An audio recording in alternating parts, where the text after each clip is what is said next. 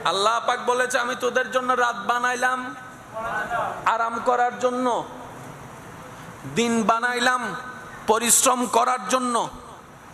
তোরা রাত্রে বানাই ফেললি দিন, দিনের বানাই ফেললি রাত।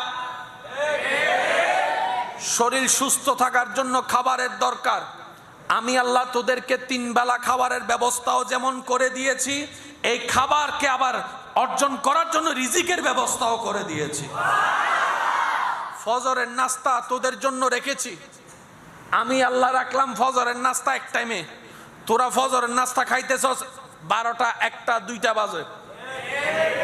কথা বলেন না? জোহরের ভাত রাখলাম নামাজের পরে,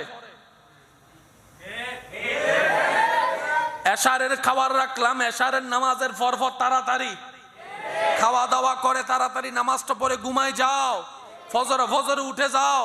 আমি আল্লাহ দিলাম এক নিয়ম, বানাইলে তোরা অন্য নিয়ম। দেখা যায় সমাজ এখন রোগের কোনো অভাব নাই, নতুন নতুন রোগের সৃষ্টি হয়ে যাচ্ছে।